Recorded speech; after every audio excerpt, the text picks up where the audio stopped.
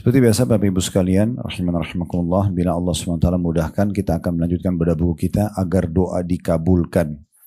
Sebab-sebab terkabul dan tertolaknya doa berdasarkan Al-Quran dan Sunnah. Ditulis oleh Dr. Sa'id bin Ali bin Wahaf Al-Qahtani, hafidhahullah. Dan kembali kita ingatkan lagi bahwasanya doa adalah senjata seorang mukmin. Hal terbaik dan ibadah yang terbaik yang paling mulia di sisi Allah adalah doa. Dan kita tahu kalau kita minta kepada manusia, biasanya manusia bisa jenuh, bosan, marah. Tetapi kalau Allah terbalik, kalau kita justru tidak berdoa, tidak menunjukkan kebutuhan kita kepada Allah, justru Allah marah. Renungi kembali hadits Nabi SAW riwayat Tirmidzi, "Man lam yad'ullah yaghdab alaih." Siapa yang tidak berdoa sama Allah, pasti Allah marah padanya. Justru kalau kita minta, kita merengek, kita memohon, kita manja kepada Allah, itu puncak ibadah. Makanya kata Nabi SAW, doa mukhul ibadah. Doa itu justru otaknya semua ibadah. Orang kalau sudah terfikir dan tergantung, selalu mau manja dengan Tuhannya, selalu mau memohon dengan Tuhannya, minta perlindungan, minta ditambahkan karunia, minta diselamatkan dari segala macam mara bahaya, maka berarti dia tahu dia punya Tuhan. Dan orang yang menyadari dia punya Tuhan berarti dia sudah mentauhidkan Allah. Dia tidak butuh minta kepada yang lainnya. Kita juga tahu, sudah pernah kita singgung ya, bagaimana Islam peduli sekali dengan doa ini sampai sebelum aktivitas hampir semuanya diiringi dengan doa. Sebelum keluar rumah, sebelum makan, sebelum minum, sebelum masuk kamar mandi, sebelum berpakaian. Dan sesudahnya maka kita bersyukur kepada Allah subhanahu wa ta'ala. Terlalu banyak doa yang diajarkan oleh Nabi SAW yang harusnya kita jadikan sebagai pelajaran buat kita. Apakah kita menghafalnya atau minimal kita mengambil sebuah pesan penting. Rutinlah berdoa, maka pasti rahmat Allah akan dekat dengan kita. Dan sudah pernah kita titik beratkan juga, kalau berdoa, meminta agar dipertahankan nikmat yang sedang ada, keimanan, ilmu, rezeki, kebutuhan dan segala macam ini, itu lebih afdal daripada nanti ada masalah baru kita minta jalan keluarnya. Berarti tidak ada alasan untuk tidak berdoa kepada Allah subhanahu wa ta'ala. Jadi cintakan dalam diri kita doa itu. Itu sedikit pembukaan dan kita masih di pembahasan kedua. Yaitu masalah waktu, keadaan dan momen terkabulkannya doa. Ini ada belasan poin tentunya. Waktunya, keadaannya dan momen terkabulkan doa. Sudah kita jelaskan di halaman 77, malam Lailatul Qadar. Kemudian juga sudah kita jelaskan poin kedua, masih di halaman 77, setelah sholat-sholat wajib. Kemudian yang ketiga, di penghujung malam. Kemudian juga yang keempat, antara azan dan iqamah. Yang kelima, saat mendengarkan panggilan untuk sholat wajib. Artinya azan sementara proses dikumandangkan, itu juga waktu mustajab. Saat iqamah dikumandangkan, itu yang keenam. Yang ketujuh, di saat hujan turun. Sekarang kita sudah mendekati masuk musim hujan. Kemudian yang kedelapan, saat perang berkecamuk. Yang kesembilan, saat waktu atau suatu waktu di bagian malam. Ya, tepatnya di sepertiga malam sebenarnya. Kemudian yang kesepuluh, satu waktu di hari Jumat. Ini juga sudah kita paparkan. Panjang lebar berhubungan dengan masalah itu. Yang ke-11 saat minum zam-zam dengan niat yang baik. Yang ke-12 di saat sujud. Yang ke-13 ketika terbangun di malam hari dan berdoa dengan doa yang diajarkan oleh Nabi SAW. Yang ke-14 berdoa dan memulai doa dengan doanya Dhunnun Nabi Yunus AS. La ilaha illa anta subhanaka inni kuntu minadh dhalimin, baru berdoa.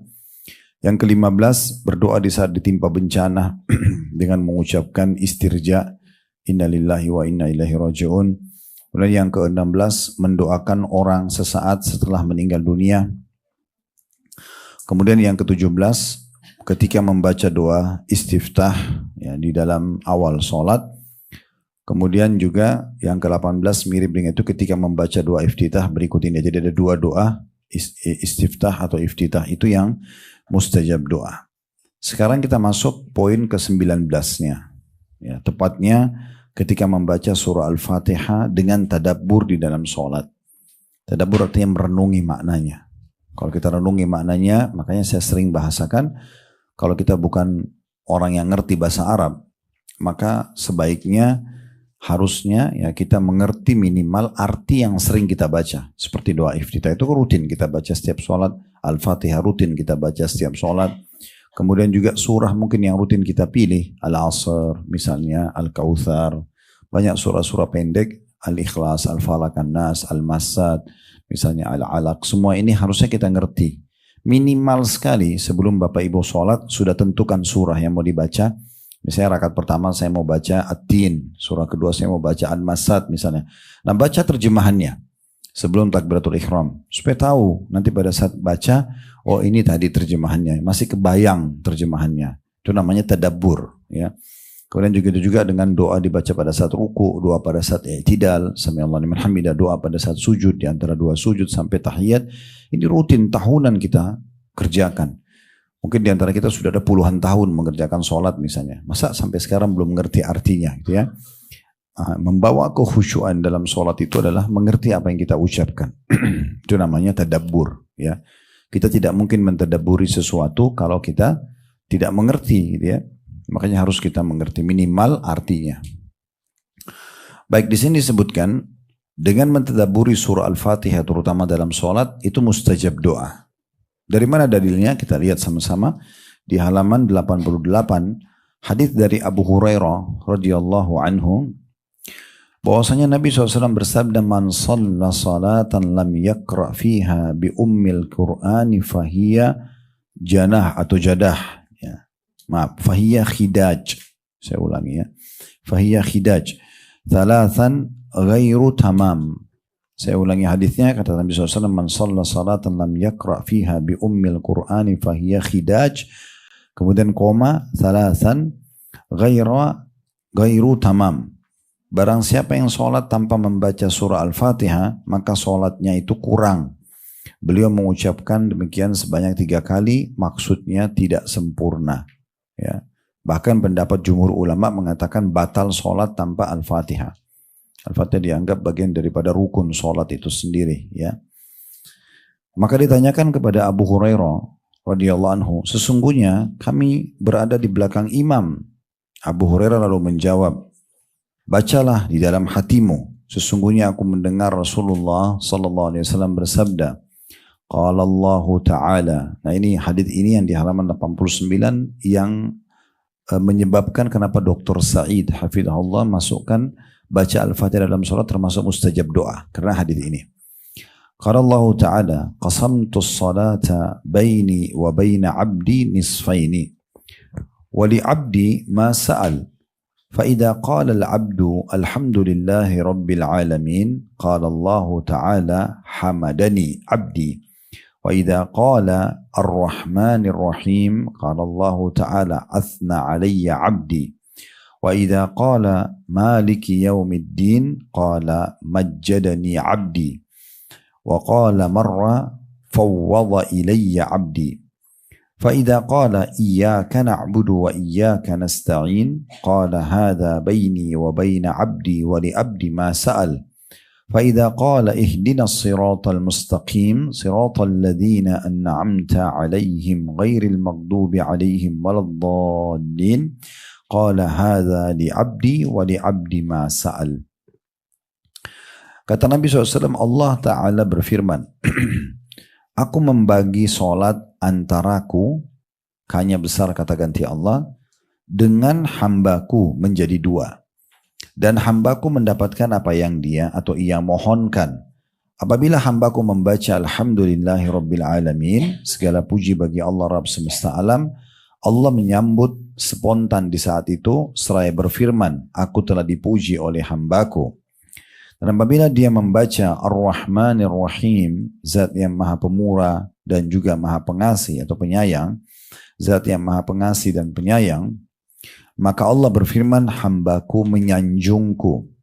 Dan apabila dia membaca Maliki Yaumiddin, yang menguasai hari pembalasan, Allah berfirman, aku diagungkan oleh hambaku. Dan suatu kali beliau mengatakan, hambaku menyerahkan urusannya kepadaku.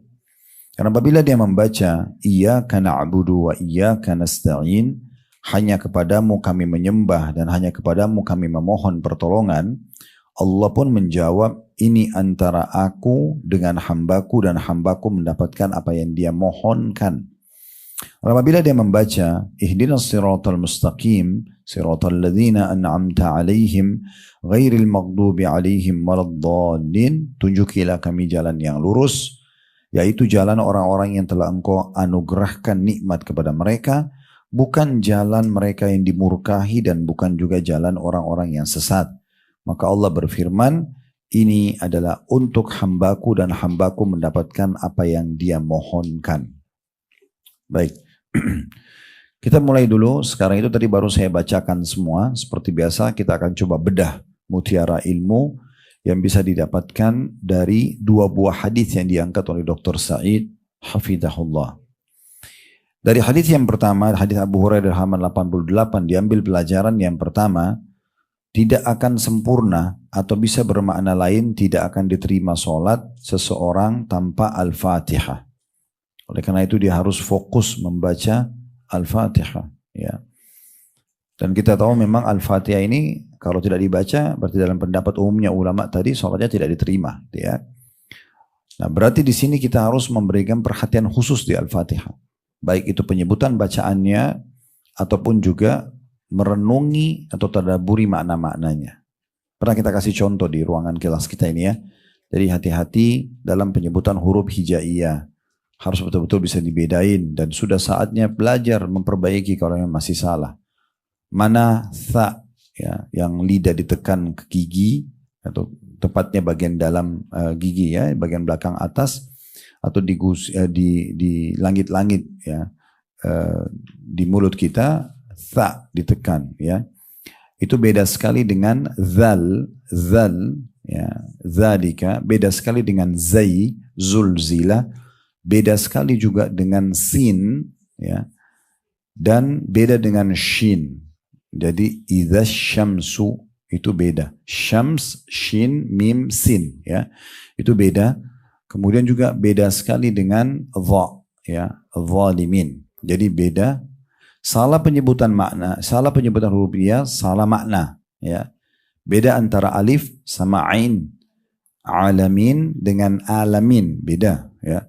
Beda penyebutan antara ha ar-rahmanir rahim dengan kha khalidina fiha misalnya. Beda juga dengan ha ihdina ya. Dengan ada ditekan di dalam dada kita itu ya. Itu ada penyebutan sendiri. Ini semua hal-hal yang harus diperhatikan. Beda antara ta sama to ya. Beda sekali itu ya. Cara penyebutannya. Semua ini beda juga antara kaf sama qaf ya. Ini beda penyebutan dan beda makna nantinya. Beda makna. Pernah kami sebutkan misal contoh, kalau orang membaca Alhamdulillah, Alhamdulillah pakai ha, artinya segala puji bagi Allah. Tapi kalau orang salah, hanya diganti ha, Alhamdulillah, berarti kematian buat Allah. Itu beda makna. Ya. Ha sama ha saja sudah beda makna. Alamin, Rabbil Alamin, pakai ain, itu artinya Tuhan alam semesta. Ya. Kalau kita ganti menjadi alif, Rabbil Alamin, Tuhannya orang-orang sakit. Gitu ya. Itu beda makna semuanya. Jadi harus hati-hati. Ya.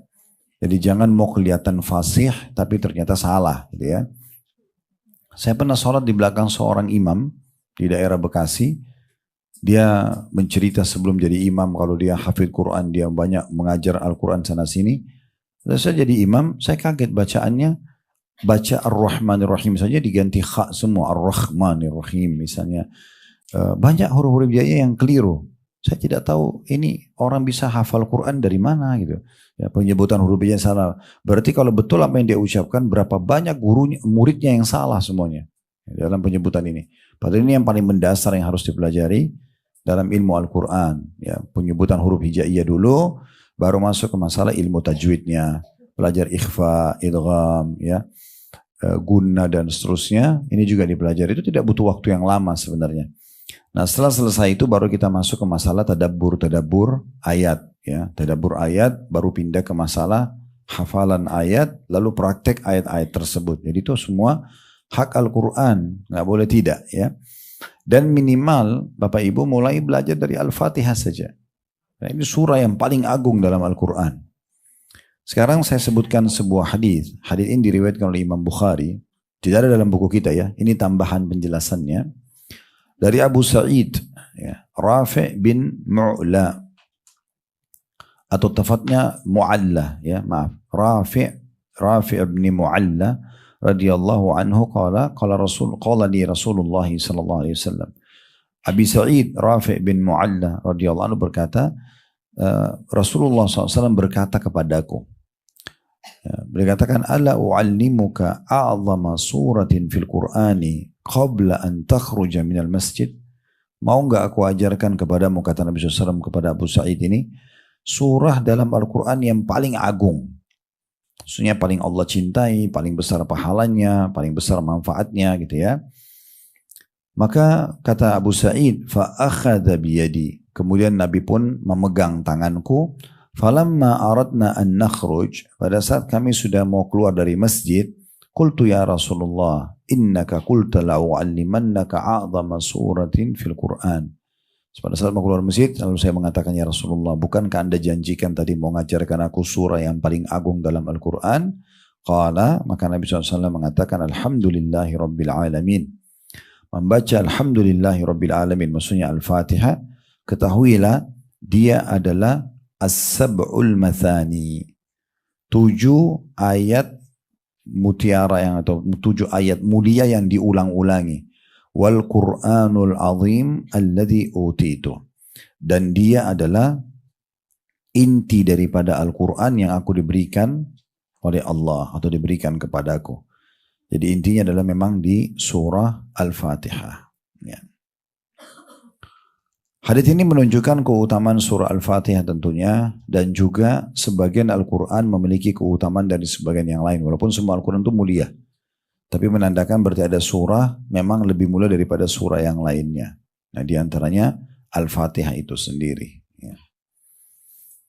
Kemudian juga Nabi SAW pada saat menyebutkan,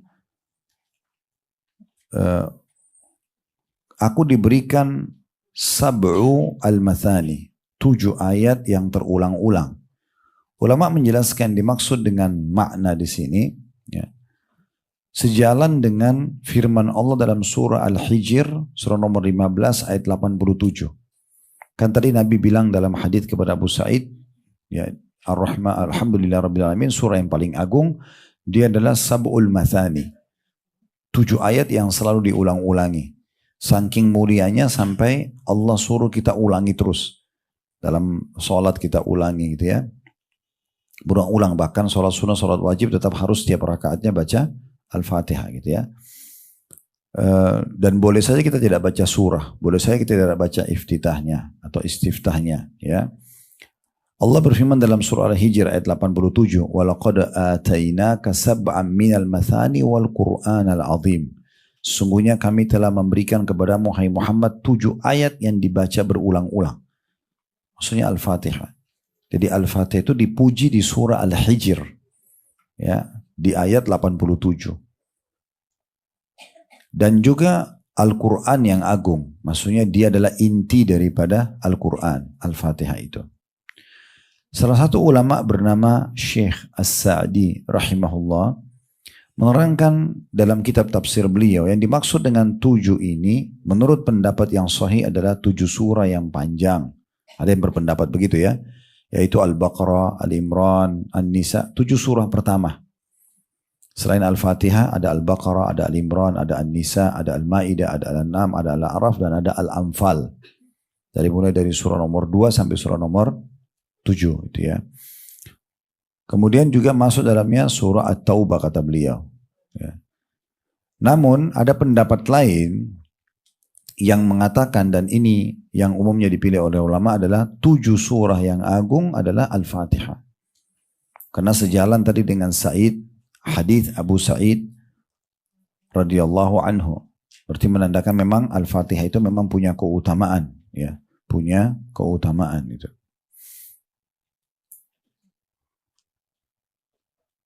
Kemudian juga Al-Fatihah sisi yang lain ya. Kalau tadi yang pertama dia adalah 7 ayat yang terulang-ulang dan dia inti daripada Al-Quran, itu bisa kita katakan keutamaan pertama surah Al-Fatihah. Untuk menjelaskan masih hadits Abu Hurairah ya di halaman 88. Tadi kita bilang hadits Abu Hurairah ini menunjukkan berarti Al-Fatihah bagian daripada wajibnya sholat itu. Artinya tanpa Al-Fatihah bisa tidak sah sholatnya gitu ya. Tentu ada kondisi tertentu yang luput dari kita Al-Fatihah. Contoh misalnya Bapak Ibu datang pas imam mau berjamaah dan imam sudah ruku. Ya. Kita tak masuk takbir langsung ikut ruku gitu kan. Itu tidak baca Al-Fatihah umumnya ya. Ini dalam pendapat Imam Ahmad dan Imam Malik. Tapi Imam Syafi'i mengatakan rahimahullah tetap harus baca. Ya, tetap harus baca. Dan dalam madhab Imam Syafi'i boleh ya, asal tidak ketinggalan 3 gerakan sholat. Kayak misalnya imamnya ruku nih, kita baru takbir, kita baca Al-Fatihah saja. Sampai dia i'tidal, itu berarti gerakan kedua. Sampai dia sujud yang pertama, gerakan ketiga. Nah tidak boleh sampai lewat dari sujud yang pertama. Itu kita masih bisa kejar baca Al-Fatihah. Nanti kita kejar imam untuk ya rukuknya, i'tidalnya dan seterusnya. Tapi ini pendapat tentu berselisih dengan pendapat umumnya ulama. Kalau umumnya ulama sebenarnya sudah gugur. Ya. Begitu kita datang, kalau imam sudah ruku karena sudah pindah ke gerakan selanjutnya dan imam di sini bisa menjadi penopang terhadap makmumnya, maka dia tinggal takbir dan ruku saja. Nah ini ada keadaan-keadaan tertentu pengecualian ya. Tapi kalau kita masuk ke dalam sholat masih dari awal, ini Al-Fatihah kita dahulukan. Mana yang saya dahulukan? Kalau seandainya saya masuk di dalam sholat, imam sepertinya sudah berjalan nih. Mungkin semenit, 2 menit ya. Saya bingung antara nanti dia ruku atau dia masih panjang bacanya. Mana yang saya dahulukan? Saya baca istiftah dulu, baru Al-Fatihah, surah, atau saya dahulukan Al-Fatihah? Jawabannya dahulukan Al-Fatihah. Al-Fatihah. Kecuali memang kita ikut dari awal takbiratul ihram. Atau kita tahu di masjid itu imamnya biasa baca panjang. Lebih bagus kita kehilangan istiftah yang merupakan sunnah daripada kita terpotong Al-Fatihahnya. Baru 3 ayat lalu kita ketinggalan gitu ya. Karena memang ini bagian dari hal yang sangat ditekankan. Nanti kita tekankan lagi itu di hadis nomor 2 kita, di mana ada seseorang yang bertanya kepada Abu Hurairah mengatakan, saya sholat di belakang imam. Nah, imam maksudnya bersuara baca Al-Fatihah. Tetap Abu Hurairah mengatakan, bacalah walaupun dalam hatimu. Karena mengejar keutamaan mustajabnya doa. Ya. Karena nanti diakhirkan ihdinas siratal mustaqim sampai akhir kan Allah mengatakan ini milik hambaku dan dia dapat apa yang dia minta. Kita minta agar diberikan petunjuk sama dengan jalannya Nabi Muhammad SAW dan orang yang beriman pada beliau dari kalangan sahabat dan diselamatkan dari kesesatan Yahudi dan Nasrani. Karena maghdubi alaihim adalah Yahudi, dhalin adalah orang-orang Nasrani. Jadi kita selalu minta agar jangan kita terjerumus pada kesalahan mereka. Orang-orang Yahudi membangkang, gak mau ada Nabi setelah Musa, sampai mereka pun yang berusaha membunuh Nabi Isa, mereka juga berusaha membunuh Nabi Muhammad SAW, ini sesat, gak benar gitu. Kemudian juga orang-orang Nasrani yang mau coba mendakwakan agama Nabi Isa, tapi mereka keliru dengan mengatakan Allah punya anak, gitu kan. Lalu menyebarlah banyak patung-patung di gereja-gereja mereka, nanti kita jelaskan di hadis kedua insya Allah. Baik, kita kembali dulu ke masalah keutamaan surah Al-Fatihah sendiri. Yang pertama tadi dia adalah 7 ayat yang terulang-ulang. Karena dia selalu diulang di setiap kali sholat itu ya. Kemudian yang kedua, dia adalah dihitung ummul kitab atau induk daripada Al-Quran. Berjalan daripada hadis Abu Hurairah, ya, ini hadis yang disebutkan Abu Hurairah di halaman 88. Ini sebenarnya hadis panjang ya.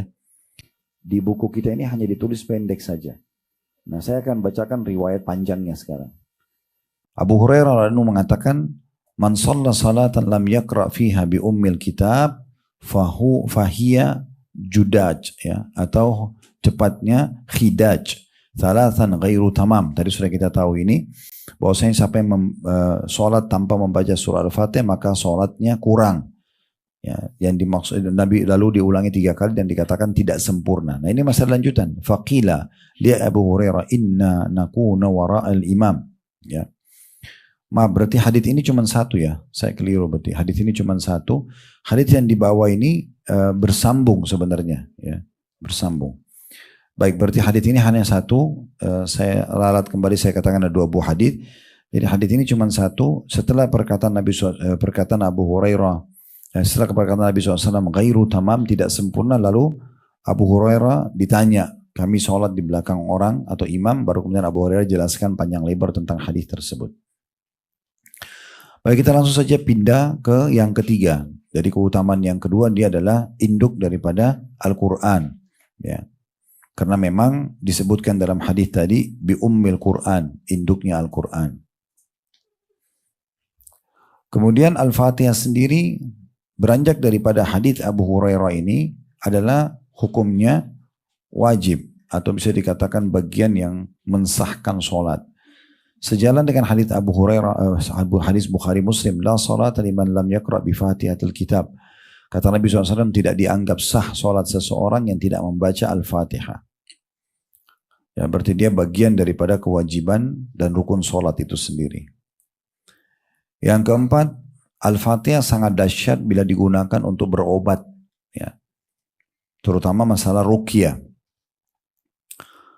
Disebutkan di dalam riwayat Abu Sa'id Al-Khudri radhiyallahu anhu, beliau mengatakan, saya langsung ke terjemahan saja, bahwasanya ada sebagian orang, ya, dalam bahasa Arab, anna nasa min ashabi Rasulillah sallallahu alaihi wasallam, ada sebagian kelompok dari sahabat-sahabat Nabi Muhammad SAW, kanu fi safar, mereka satu waktu pada dalam perjalanan, famarru bihayy min ahya'il Arab, maka mereka pun mampir di salah satu pemukiman bangsa Arab, gitu ya. Fastadafuhum falam yadhifuhum, maka mereka pun minta untuk menjadi tamu, nginap malam itu di situ, tapi orang-orang perkampungan Arab itu tidak mau menerima sahabat-sahabat Nabi ini karena dianggap orang asing.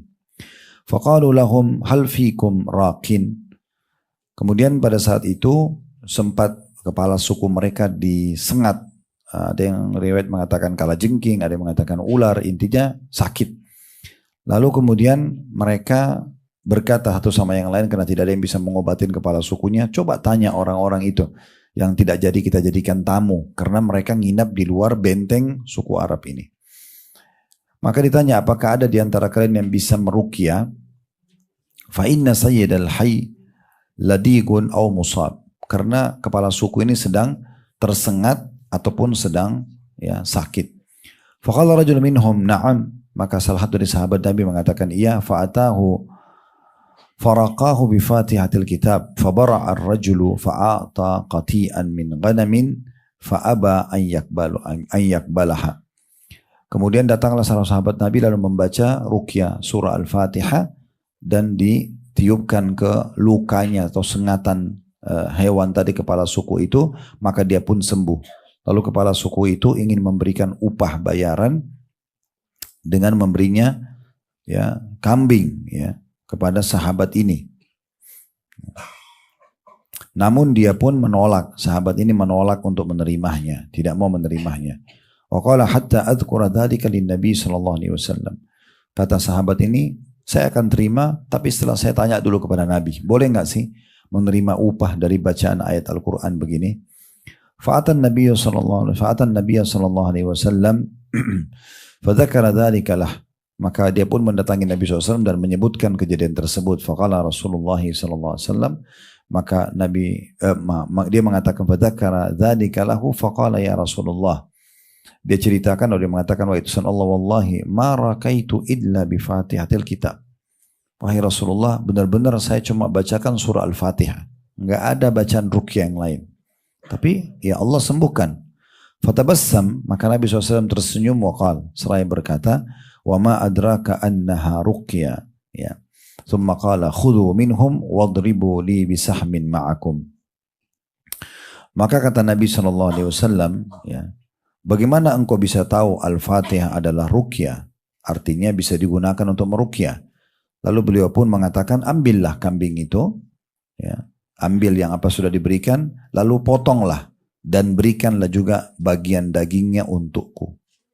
Ya. Berarti dari hadis ini bisa seseorang meruqyah dengan Al-Fatihah. Makanya semua peruqyah pasti faham. Setiap meruqyah orang mulai dengan surah Al-Fatihah. Karena beranjak daripada hadis yang sahih ini, ya. Hadis riwayat Bukhari Muslim. Dan yang kedua, perlunya agar ruqyah itu berefek diikuti dengan keyakinan. Tidak boleh Bapak Ibu bilang, benar enggak sih baca Al-Fatihah, saya tiupin ke badan saya atau badan suami atau badan anak saya terus dia sembuh dari demam. Kalau ragu-ragu nggak ada manfaatnya. Semua harus diikuti dengan keyakinan. Sahabat ini mengatakan, ya Rasulullah, benar-benar saya cuma bacain Al-Fatihah. Bayangkan orang ini tersengat, ya, kena bisa ular atau kalajengking, itu mematikan. Tapi bisa sembuh hanya dengan bacaan ini. Ada salah satu ulama, Syekh Al-Idan, menulis buku Ruqyah Syariah ratusan lembar tentang masalah Ruqyah. Beliau titik beratkan sekali di awal penulisan buku beliau, kalau sesungguhnya meruqyah diri itu bukan hanya kalau kena sihir, bukan juga hanya kena ain, tapi semua jenis penyakit dianjurkan agar ruqyah dulu baru berobat medis. Ruqyah dulu baru berobat medis. Makanya banyak sekali buku-buku terbit tentang masalah ruqyah dan dianjurkan agar meruqyah dulu, ya. Seperti misalnya meruqyah, kemudian bersedekah, niat agar penyakit kita sembuh, baru kita ikhtiar medis. Jadi medis itu sebenarnya ikhtiar yang kesekian. Kalau dalam ajaran para ulama kita. Cuma sekarang kan kita balik. Kita selalu andalkan medis dulu, baru kemudian kita berdoa sesudahnya. Gitu kan. Baru kita habis minum obat, baru kita berdoa, ya Allah sembuhin. Padahal sebenarnya doa itu dilakukan sebelum aktivitas. Sebelum aktivitas. Gitu ya. Jadi ini perlu diperhatikan baik-baik karena memang dia punya kedudukan yang sangat banyak, ya, kedudukan yang sangat banyak. Sekarang kita masuk ke potongan lanjutan hadis, ya. Ini berlanjut ke keutamaan selanjutnya, ya. Yaitu bahwasanya Allah Subhanahu wa taala, ini faedah yang bisa diambil dari potongan hadis yang di halaman 89, membagi salat menjadi dua. Dan subhanallah di sini tidak disebutkan masalah ruku, i'tidal, sujud, tahiyat. Ternyata pembagian itu, ya, adalah pembagian antara apa yang dibaca oleh hamba dalam surah Al-Fatihah kepada Tuhannya. Berarti menandakan memang Al-Fatihah itu induknya daripada sholat itu sendiri. Karena memang di sini dimaksud dengan perkataan Nabi SAW, Allah berfirman, aku membagi sholat antaraku dengan hambaku menjadi dua. Dan hambaku mendapatkan apa yang dia mohonkan, sama sekali nggak disinggung ruku, i'tidal, sujud dan seterusnya. Yang disinggung cuma Al-Fatihahnya. Berarti inti daripada, ya, dibagi duanya sholat itu di Al-Fatihahnya. Siapa yang bisa menyempurnakan gerakan pertama sholat dan Al-Fatihahnya, diharapkan tentunya ke depannya dia akan bisa lebih sempurnakan. Gitu ya. Siapa yang dari awal sudah lalai tentang Al-Fatihah ini, maka sudah lalai semuanya yang lainnya. Nah seperti itu kurang lebih. Dan di antara hal yang harus diperhatikan adalah memberikan setiap ayat haknya. Alhamdulillahirabbil alamin, berhenti dulu. Kemudian Ar-Rahmanir Rahim, kemudian berhenti dulu. Begitu seterusnya, memberikan hak masing-masing. Jadi tidak tergesa-gesa dalam membacanya. Kemudian kita melihat bagaimana Allah Subhanahu wa taala selanjutnya merespon secara langsung semua hamba yang membaca Al-Fatihah. Ada pendapat ulama yang mengatakan ini hanya berlaku dalam Al-Fatihah salat. Tidak berlaku pada Al-Fatihah di luar solat. Karena Nabi SAW mengatakan, Allah berfirman, aku membagi solat dua antara aku dengan hambaku. Lalu kalau dia membaca Alhamdulillah Rabbil Alamin, maka Allah mengatakan hambaku telah memujiku. Berarti kan yang direspon oleh Allah adalah bacaan Al-Fatihah dalam solat saja. Kalau kita baca Al-Fatihah untuk ruqyah misalnya tadi, ya, atau kita sedang murajaah Al-Quran di mobil, mau cari pahala dengan kita baca surah Al-Fatihah, maka ini tidak direspon oleh Allah sebagaimana direspon dalam hadis ini. Ini pendapat. Ada juga yang mengatakan ini berlaku pada semua Al-Fatihah yang dibaca. Tapi Allah alam pendapat pertama lebih kuat, bahwasanya memang yang Allah respon seperti ini, kalau orang baca Alhamdulillahirabbil alamin, Allah mengatakan habadani abdi, hambaku telah memujiku. Ini kalau dibaca pada saat kita sedang sholat, ya. Dan ini berarti kedudukan surah Al-Fatihah sangat tinggi, sampai setiap selesai ayatnya Allah respon. Selesai ayat Allah respon. Alhamdulillahirabbil alamin, karena ada kata-kata alhamdu, segala puji dan puja kehadirat Allah, Tuhan alam semesta. Karena ada kata-kata alhamdu, Allah menjawab hamadani, ya, ya. Abdi, ya, hambaku telah memujiku. Kemudian pada saat kita mengatakan Ar-Rahmanir Rahim, zat yang maha pengasih, maha penyayang, Allah pun mengatakan Athna alayya abdi, artinya hambaku menyanjungku, ya. Kemudian Maliki Yaumiddin, raja yang berkuasa pada hari kiamat, Allah mengatakan Majadani abdi, aku diagungkan oleh hambaku, ya. Kemudian dalam riwayat yang lain dikatakan fawwadha ilayya abdi. Hambaku pada saat membaca Maliki Yaumiddin dia telah mengembalikan urusannya kepadaku. Karena dia yakin ada hari kebangkitan, maka dia pun menyerahkan urusannya kepadaku dari amal-amal soleh yang pernah dia kerjakan, dari dosa yang pernah dia lakukan gitu ya. Kemudian iyyaka na'budu wa iyyaka nasta'in, hanya kepadamu kami menyembah dan hanya kepadamu kami minta tolong. Maka Allah mengatakan hada baini wa baina abdi wa li abdi ma sa'al. Ini antara aku dengan hambaku. Iyyaka na'budu, hanya kepadamu kami menyembah, memang sesembahan untuk Allah saja. Wa iyyaka nasta'in, meminta tolong itu memang milik kita. Kita bisa minta tolong kepada Allah Subhanahu wa taala. Dan ini perlu direnungi baik-baik ya. Karena banyak orang sering ucapkan dalam salat kaum muslimin iyyaka na'budu wa iyyaka nasta'in, tapi selepas salam pergi kuburan dekat masjid minta tolong sama kuburan tersebut. Mana komitmen tadi iyyaka? Iyyaka itu hanya kepadamu aku menyembah. Iyyaka na'budu, iyyaka nasta'in, wa iyyaka nasta'in, dan hanya kepadamu kami minta tolong. Setelah itu kenapa minta tolong sama jenazah? Minta tolong sama batu, minta tolong sama dukun dan segala macam hal. Ini merusak ya sebenarnya hakikat daripada doa ini. Dan dari potongan ayat ini diambil juga dikorelasikan sebagian ulama dengan hadis Nabi SAW. Beliau mengatakan mintalah kepada Allah segala sesuatunya sampai tali sendal kalian. Jadi iyyaka nasta'in, kepadamu kami minta tolong pada segala hal sampai kepada tali sendal yang putus gitu ya. Minta kepada Allah SWT. Jadi jangan pernah minta hanya hal-hal yang besar saja. Nanti kalau sudah kena penyakit kronis baru berdoa, baru tahajud. Dari hal yang kecil, ya, apapun itu sifatnya. Bahkan kalau perlu kita jadikan doa ini sebagai momentum komunikasi rutin kita dengan Allah. Misalnya kita mau kamar mandi nih, ya Allah mudahin saya, antara kita sama Allah saja. Supaya saya bisa mandi, supaya saya bisa berwudu, lalu saya bisa aktivitas hari ini. Doa ini sebenarnya bisa saja nggak dibaca, tapi kalau kita baca, berarti kita memaksimalkan apa yang kita mau lakukan, kita minta sama Allah supaya diberkahi. Ya, supaya Allah SWT berkahi. Nah seperti itulah. Makin kental kita minta sama Allah, maka makin bagus gitu ya. Kemudian ihdinas siratal mustaqim, tunjukkan kami jalan yang lurus. Di sini maksudnya jalannya Nabi Muhammad SAW dan para sahabatnya yang telah berpegang teguh pada Al-Quran dan juga Sunnah. Siratal ladzina an'amta alaihim, jalan orang-orang yang telah engkau berikan nikmat kepada mereka. Ini masuk kepada tadi Nabi Muhammad SAW dan para sahabat. Ghairil maghdubi alaihim, bukan orang yang engkau murkahi. Sudah kayak kita katakan tadi Yahudi. Ini diambil dari perkataan Ibnu Abbas radhiyallahu anhu. Beliau mengatakan Yahudi itu maghdubi alaihim, dimurkahi oleh Allah. Karena orang-orang Yahudi itu mereka pindah ke Madinah, 3 suku besarnya Qainuqa, Nadir dan Quraidah, karena mereka tahu Nabi Muhammad akan hijrah di situ. Ya.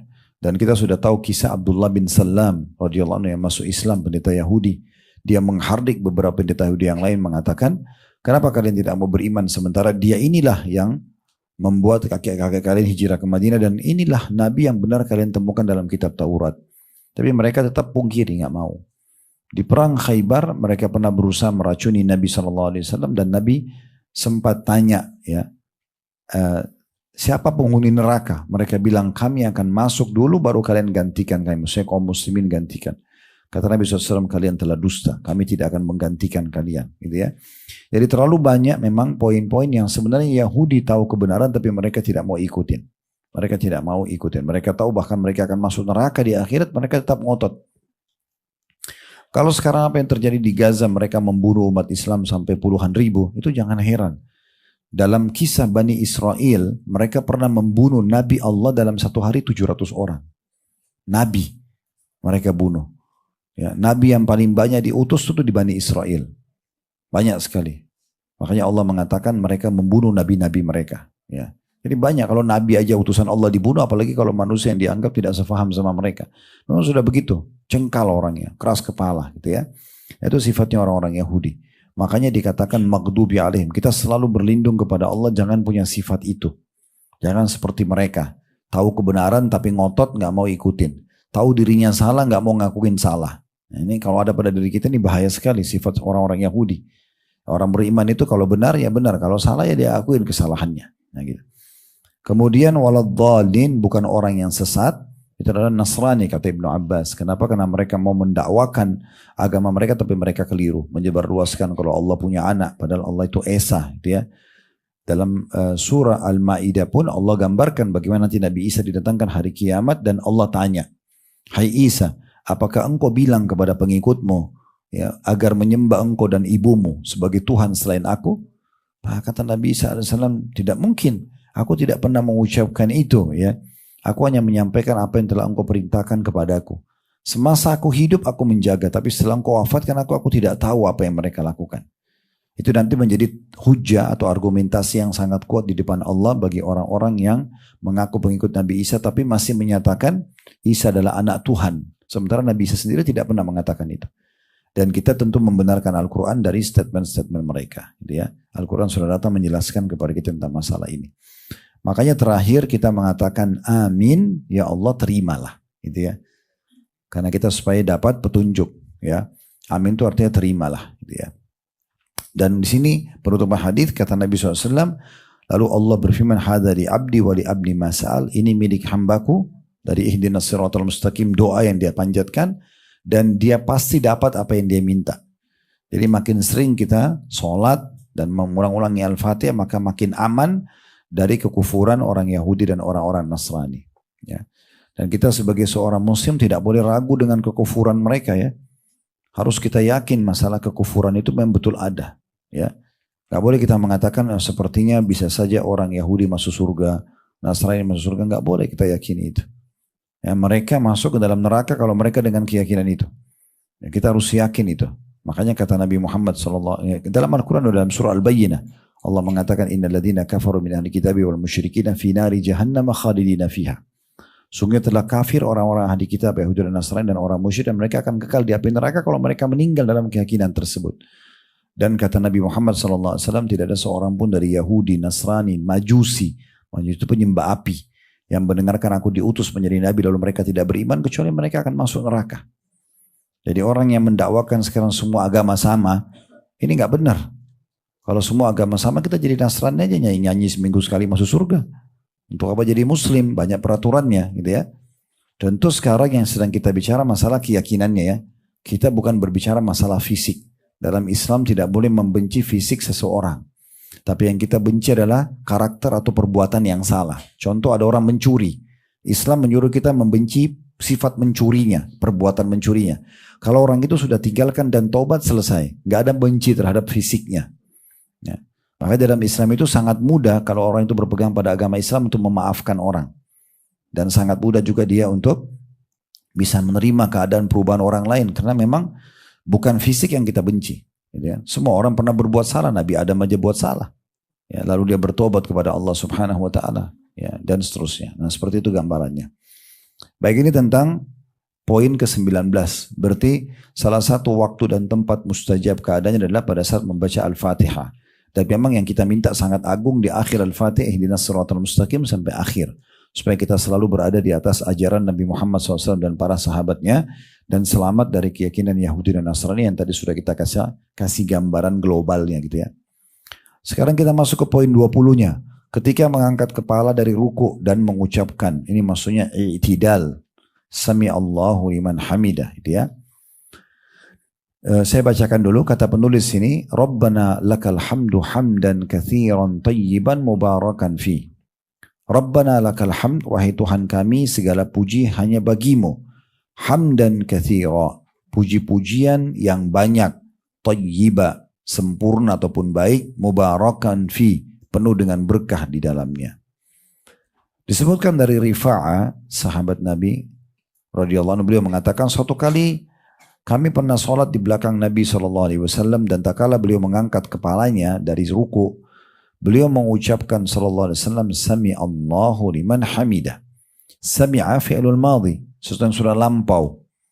Ya, Allah telah mendengar, Sami Allah, Allah telah mendengar. Liman hamidah, siapapun yang memujinya.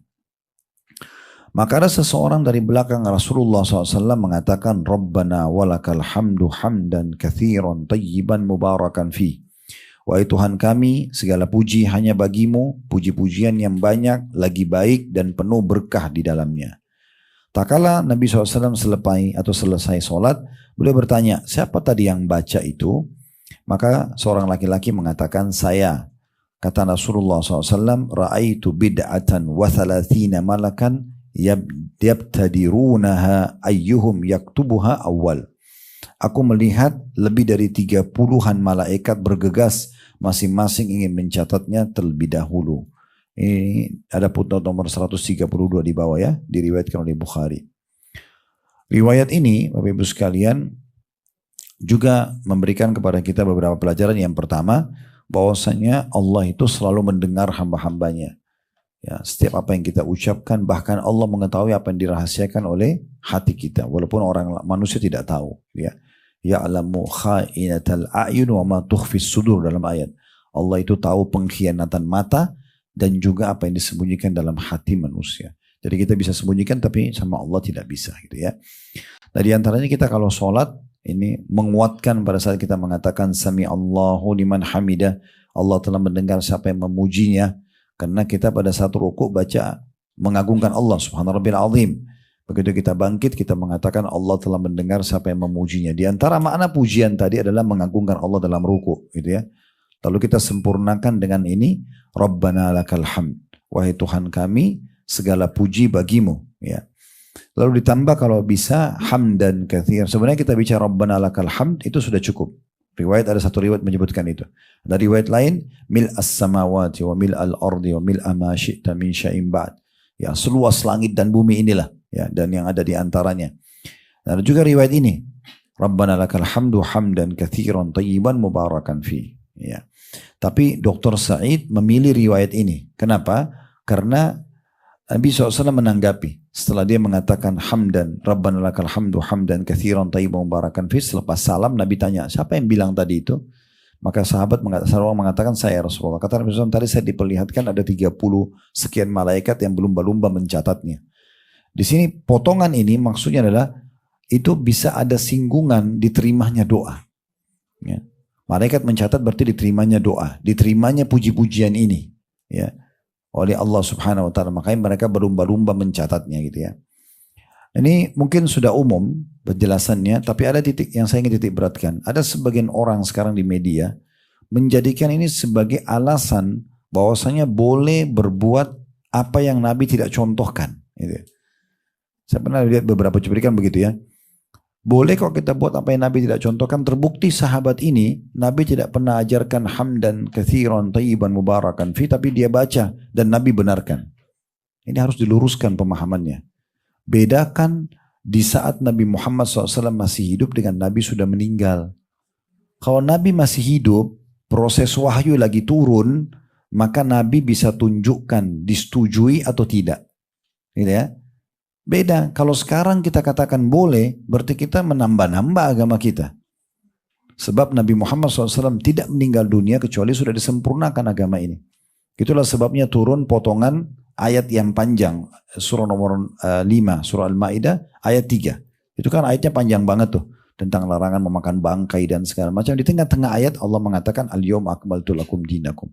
Hari ini aku sempurnakan agama kalian. Gitu ya. Nah, berarti sudah sempurna. Itu ayat turun sebelum wafatnya Nabi Muhammad SAW. Maka ulama sepakat mengatakan Nabi tidak meninggal kecuali sudah menyampaikan semua syariat. Dan dalam memahami penyampaian Nabi ada namanya qauliyah, perkataan Nabi, ada namanya fi'liyah, perbuatan Nabi, dan ada namanya takririyah, persetujuan Nabi. Nah kalau apa yang sahabat lakukan Nabi setuju, berarti nggak melanggar syariat, itu bisa jadi hukum. Tapi di masa Nabi hidup. Yang perlu digarisbawahi di masa Nabi hidup. Kalau Nabi masih hidup, Nabi tegur kalau salah, Nabi dukung kalau benar. Selesai, itu jadi bagian. Tapi setelah Nabi meninggal, agama sudah disempurnakan, nggak boleh lagi kita jadikan sebagai alasan. Gitu kan? Lalu kita membuat-buat semau kita. Ya, harusnya kita jaga kemurnian agama tersebut. Makanya seorang sahabat mengatakan, akan datang nanti zaman, lalu beliau menumpukan batu, dan ada celah kecil, bolong di antara batu itu keluar cahaya. Beliau mengatakan akan datang nanti zaman di mana perbuatan sunnah justru hanya seperti cahaya kecil ini. Ya. Seakan-akan orang nanti tidak mau menjaga kemurniannya, coba berbuat-buat banyak hal. Ya. Tapi itu hak orang kalau mereka mau lakukan, tapi sayang sekali. Ya. Sayang sekali kalau mereka melakukan ini sehingga tidak pernah dicontohkan oleh Nabi SAW. Nah ini poin-poin juga perlu kita ambil dari batas atau dari bahasan ini. Baik, kita tambahkan di poin nomor 21. Saat mengucapkan amin di dalam sholat, apabila bersamaan dengan ucapan amin para malaikat. Ini poin 21-nya ya. Di sini dikatakan hadits Abu Hurairah radhiyallahu anhu bahwa Rasulullah SAW bersabda, "Idza ammanal imamu fa aminu, fa innahu man wafaqa ta'minuhu ta'minal malaikati ghufira lahu ma taqaddama min dhanbi."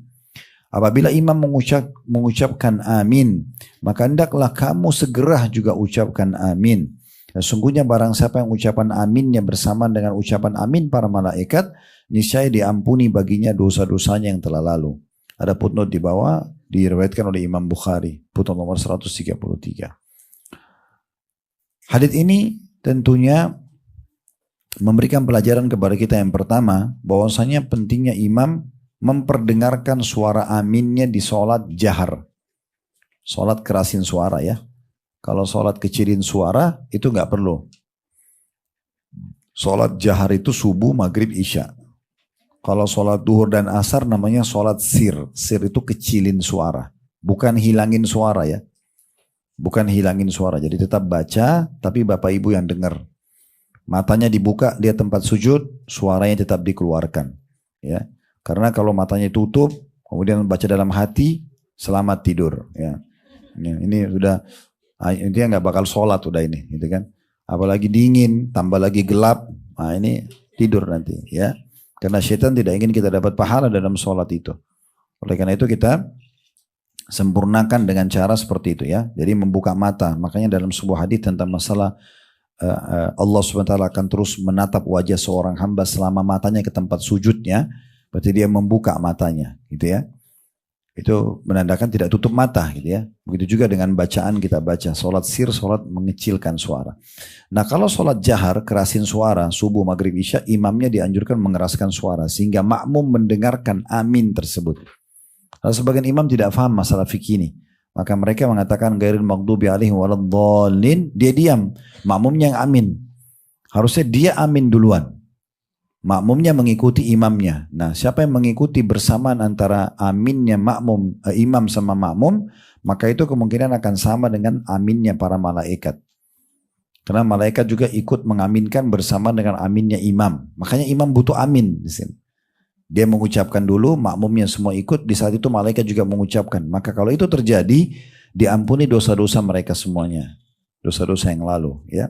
Makanya perlunya imam memahami tentang masalah fikih ini. Juga dalam hadits Abu Hurairah radhiyallahu anhu dikatakan bahwa Rasulullah sallallahu alaihi wasallam bersabda, "Idza qala al-imamu ghairil maghdubi alaihim waladdallin, faqulu amin, fa inna man wafaqa qawluhu qawlal malaikati ghufira lahu ma taqaddama min dhanbi." Apabila imam, kata Nabi SAW, mengucapkan ghairil maghdubi alaihim waladdallin, maka ucapkan amin. Sebab siapa yang ucapan aminnya bersamaan dengan ucapan amin para malaikat, niscaya akan diampuni dosanya yang telah lalu. Di sini berarti maknanya berarti malaikat mengikuti bacaan Al-Fatihah itu, dan pada saat imam mengatakan amin, mereka pun mengatakan amin, dianjurkan makmum segera mengikuti imamnya. Maka dia akan bersamaan. Kita kan tidak dengar aminnya malaikat. Dari mana kita tahu aminnya malaikat di sini? Kalau imam mengucapkan. Di saat imam mengucapkan, malaikat akan mengaminkan, dan akhirnya makmum pun yang ikut akan sama, diampuni dosanya yang telah lalu. Ya. Ini mungkin kurang lebih yang bisa diambil dari pengucapan amin ini. Intinya imam mendahului, lalu kemudian makmum. Dan kita juga kalau sholat sendiri baca amin. Ya. Di poin nomor 22 saya lihat ini mirip dengan poin nomor 20 tadinya ya. Sebenarnya saat mengucapkan doa setelah ruku. Ya. Ini mirip-mirip sebenarnya ya. Saya bacakan dulu. Allahumma rabbana lakal hamd, ya Allah, wahai Tuhan kami segala puji bagimu. Abu Hurairah meriwayatkan radhiyallahu anhu bahwa Rasulullah SAW bersabda, idza qala al-imam, apabila imam mengucapkan sami Allahu liman hamida, Allah Maha mendengar orang yang memujinya, faqulu, maka ucapkanlah Allahumma rabbana lakal hamd. Ya Allah, wahai Tuhan kami, bagimu segala pujian. Fa inna man wafaqa qawlu qawlal malaika ghufira lahu ma taqaddama min dzambi. Karena siapa yang ucapannya bersamaan dengan ucapan malaikat, maka akan diampuni dosanya yang lalu. Berarti di sini maksudnya diampuni dosa ini sama dengan doa mustajab. Karena kan kita berharap sholat diampuni dosa, dicatatkan pahala gitu ya. Nah berarti dalam i'tidal itu, pada saat kita bilang Rabbana walakal hamd, itu sama, malaikat juga mengucapkan itu, dan kalau ada yang membaca juga imamnya baca, maka diampuni dosa yang lalu. Kalau dia tambah tadi dengan poin nomor 20, hamdan katsiran thayyiban mubarakan fi, ini juga dapat tambahan lagi catatan ekstra pahala dari para malaikat. Nah seperti itu kurang lebih gambaran tentang masalah ini. Baik, setelahnya insya Allah nanti di poin 23, bacaan syahadat pada saat tasyahud, dan sampai beberapa poin ke depan kita akan lanjutkan di pertemuan akan datang nanti.